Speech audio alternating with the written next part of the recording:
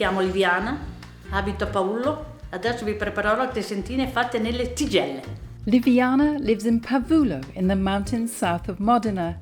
She's making crescentine, flatbreads which you split open and fill with whatever takes your fancy. Quindi tu le cuoci e le congeli quando le cuoci anche o no? Le mangiamo tutte, o prima o dopo, non congelare niente, perché queste qui le riscaldi in tostapane sono buone anche dopo 2 o 3 giorni, rimangono ottime.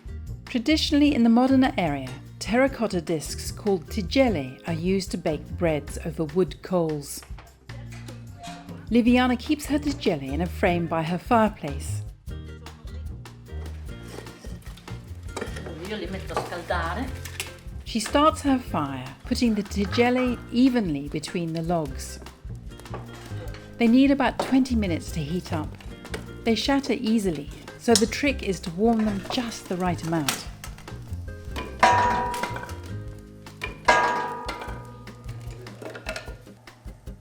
Ecco qua. Mia nonna mi diceva, ti voglio 14 anni per imparare a fare, perché allora quando ero piccolina avevo solo il camino, poi è arrivata la stufa, ma c'era il camino, facevano da mangiare sul camino. E allora ho imparato lì, ho sempre tirato avanti la tradizione. Ho sempre fatto la mamma e la cuoca a mangiare. Se sono calde, bruciano, allora io cambio, perché se vanno vicino al fuoco si bruciano, è ferro.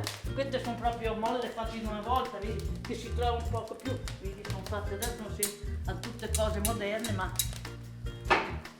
poi con più sono lunghi e meno vi bruciano. Sia terracotta. Vedi, adesso c'è un signore che le comincia a fare, però vedi, le prime volte che le ho fatte si sono rotti, non trovano più la terra, quindi ci voleva la terra diversa. Legno di quercia, che si scalda meglio perché il castagno fa più nero, quindi ci vuole legno. Poi se uno ha altro ci vuole un po' più di tempo, ma non devono essere una sopra l'altra, ci deve essere il legno sempre a metà, così si scaldano uniformemente. Quando sono nere non sono calde.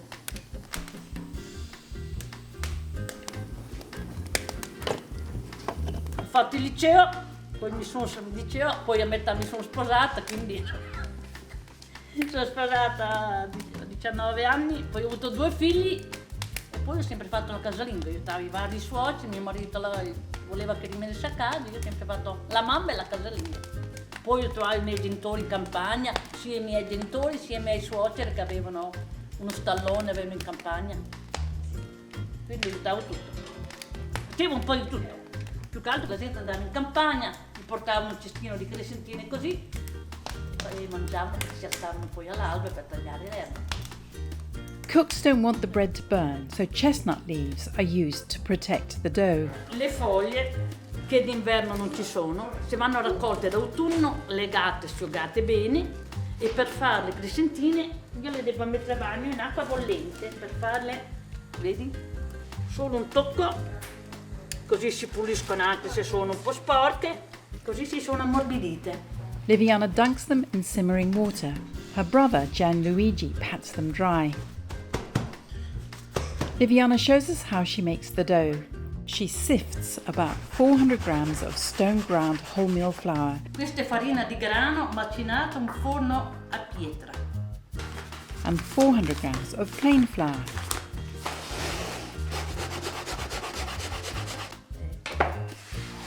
She makes a flour well. Un po' rimane un po' di cruschello e il camino rimane più saporito. Da un po' più di sapore o un po' più d'antico, che una volta l'ha sempre setacciata tutti. Poi aggiungo un pizzico di lievito di una volta, è un lievito che ha un po' di bicarbonato e basta, un pochino. Liviana sprinkles over a sachet of baking powder. Some cooks prefer to use yeast. She pours in around 100 ml of milk, followed by some sparkling water to help the baking powder bubble.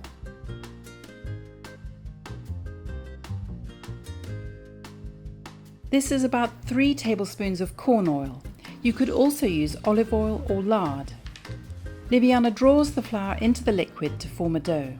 She then kneads it for a good 10 minutes. Che ne faccio per tutti i figli. Se sono a casa, d'inverno una volta una settimana, una volta ogni 15 giorni. D'estate col caldo no, perché sai, un pasto asciutto. Devo dire che una volta erano sempre crescentine che andavano, perché o pane o crescentine.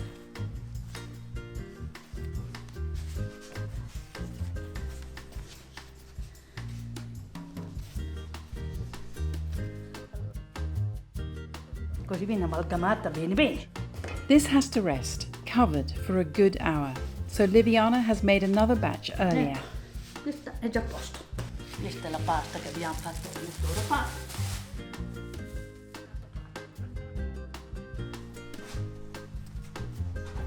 She pulls chunks off.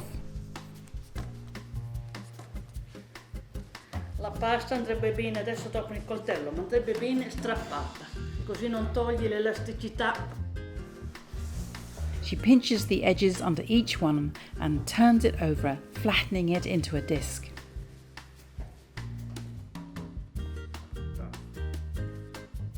She covers them while she cuts the chestnut leaves in half.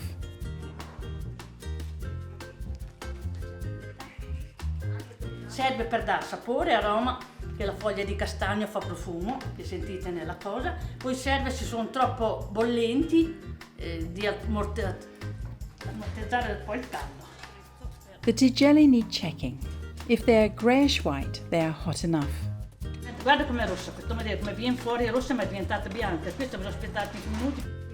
Liviana places them back in their frame. Tigelle are traditionally embossed with a star flower.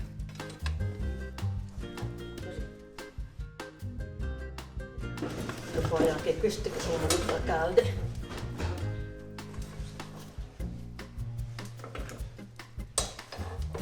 Quindi vuol dire che è un po' meno calda.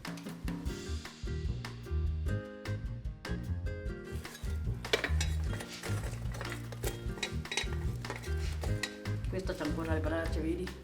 Queste sono caldissime, se io metto la tigella così diventa carbone. She tests how hot they are by scraping a piece of dough across them. The smoke means they need to cool a little. Vedi, brucia ancora. Vedi, queste sono bollenti. Back in the kitchen, Liviana rolls the dough discs to the same size as the tigelle. She sandwiches them with the chestnut leaves. If you don't have chestnut, walnut leaves are also good.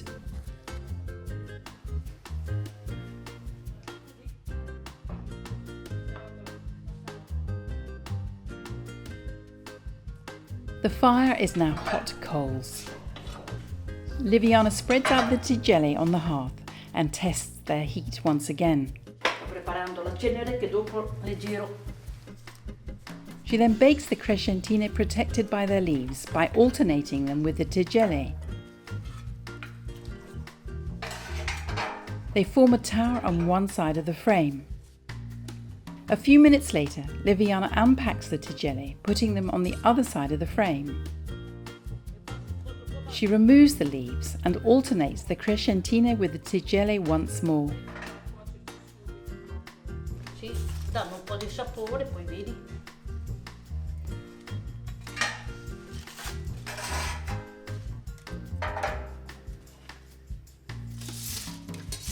5 minutes later, the crescentine are ready to be toasted in the coals. This also puffs them up some more.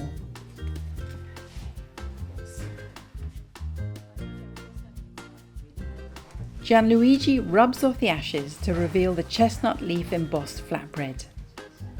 These days, crescentine are very popular across the region, and they are often called tigelle in other parts, which makes the defenders of this tradition indignant.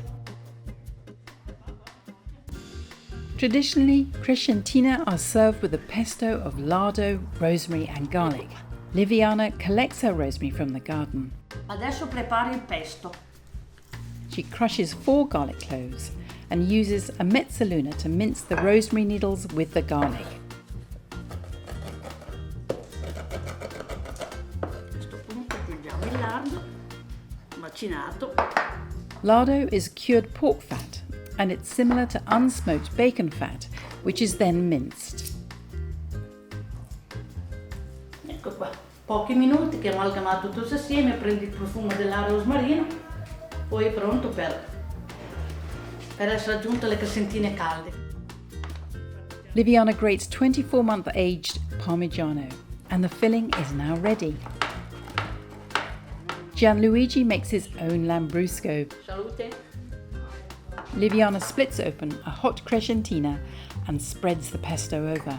She then sprinkles the cheese.